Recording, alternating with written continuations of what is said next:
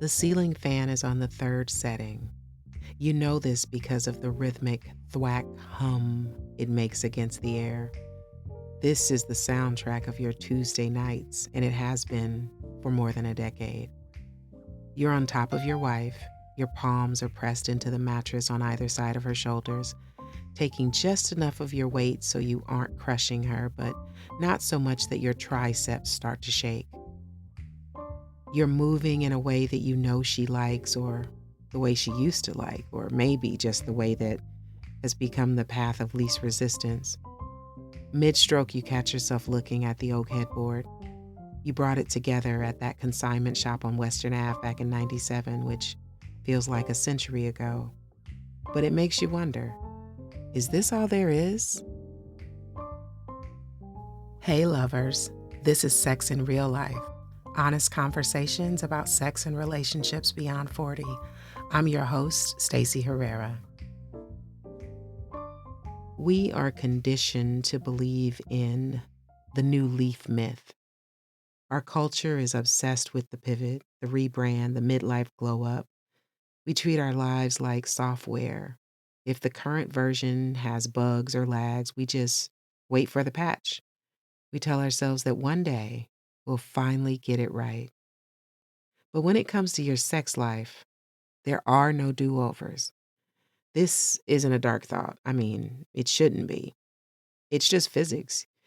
You are 50 or 60 or 45 or whatever, and you have a finite number of Tuesday nights left. Only so much cartilage left in your knees, and you've pretty much reached the cap on that heart and throat kind of novelty that happens when two people are still mysteries to each other. When you were 20, sex was like a rehearsal for a play that hadn't opened yet. I mean, you were practicing and building a library of sensations. You assume that the real stuff, that soul connection stuff, was something that happened later, once you'd figured out the mechanics.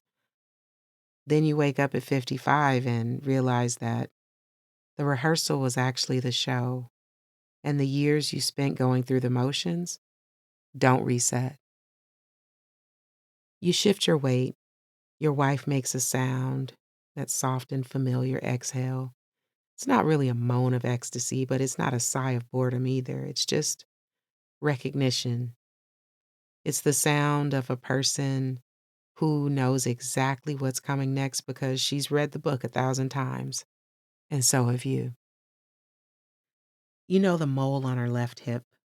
You know the way her breath hitches when you touch that one spot, but you also know that tonight she's too tired, so you're avoiding that spot because if you go there, it might escalate into something that takes more energy than either of you has.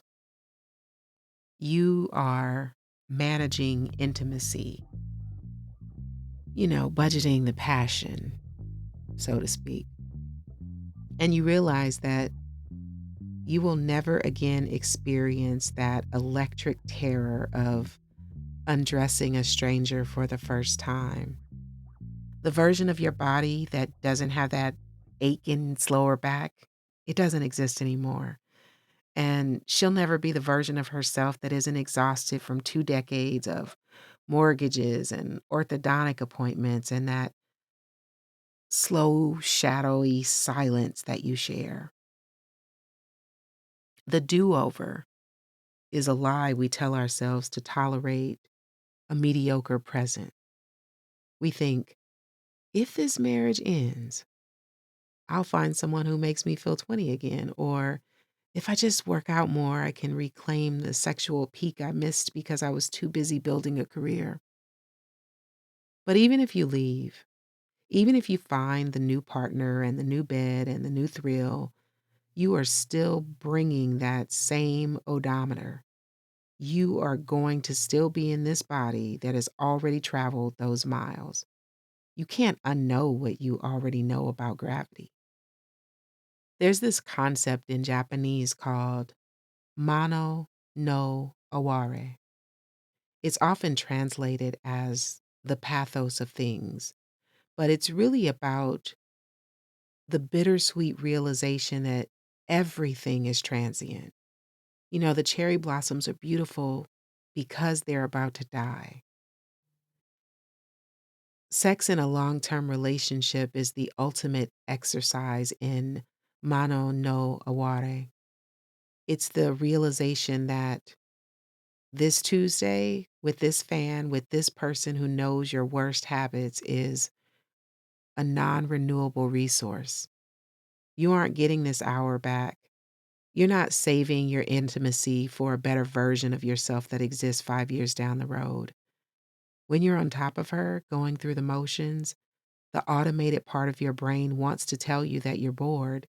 It wants you to believe that this is a problem to be solved with a vibrator or a vacation or a therapist. But what if it isn't a problem?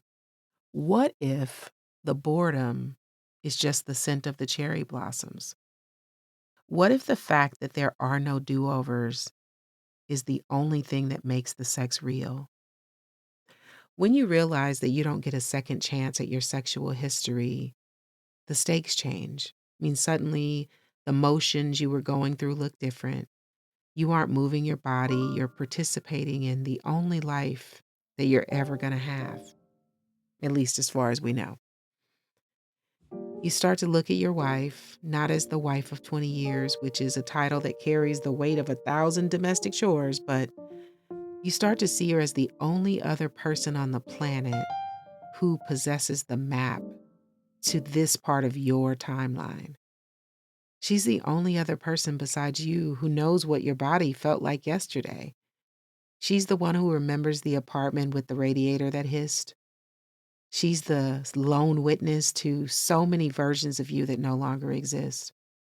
And in this bed, there is an eroticism that a do over can never touch.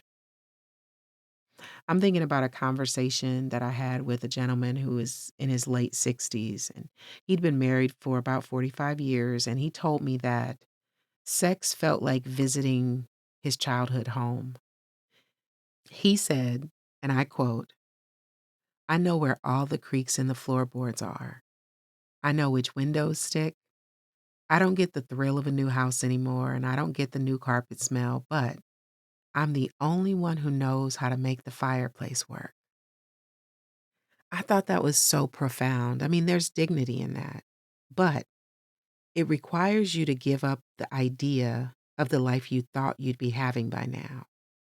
It means that you have to stop looking at the headboard and start looking at the person underneath you.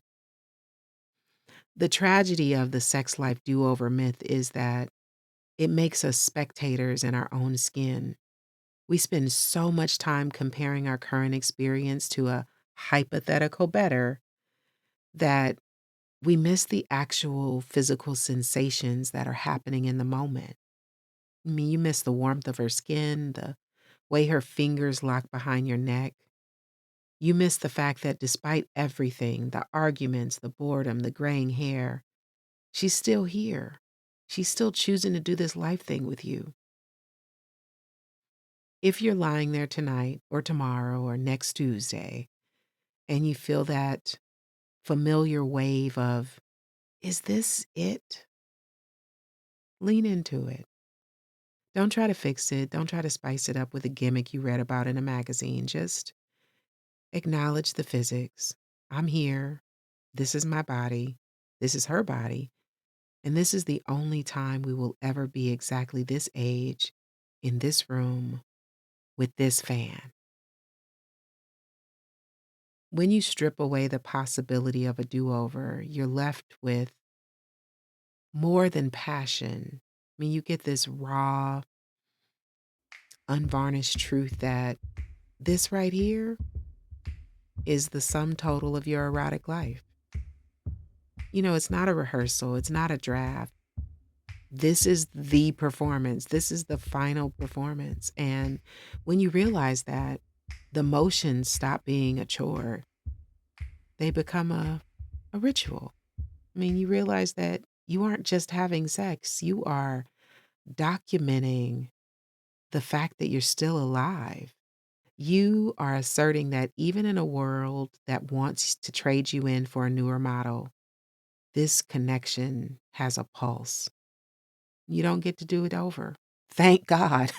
Thank God you don't get to do it over, because if you could do it over, you wouldn't value the now enough to actually feel it. You'd always be looking for the exit, for the next version, for the patch. The beauty is in the finitude. The heat is in the ticking clock. Tick tock. You finish, you roll off, and you lie there for a moment, and the fan is still thwack humming above you. Your skin is cool and the room is quiet. She reaches and touches your arm. It's a small gesture, and she's done it 1,000 times. It's not a declaration of love, it's a check in. It's her way of saying, "You still there?" And you realize that in the do over life, you wouldn't have this. You'd have the excitement of a new touch, sure, but maybe you'd have the adrenaline of a new conquest, but you wouldn't have this feeling of being known. You wouldn't have the history that makes that small touch on the arm mean more than an hour of fireworks with a stranger. If you felt the weight of the clock today, if you realize that the motions are actually the milestones, send this to someone else who might be feeling that Tuesday night gravity. It's just a little reminder that the finish line isn't something we need to fear. It's the thing that gives the race its meaning. And if this episode gave you a reason to stay in the room tonight, consider leaving a rating or a review. It'll help others find the conversations. Next week, I don't know what we're talking about, but I'll see you here. Ciao.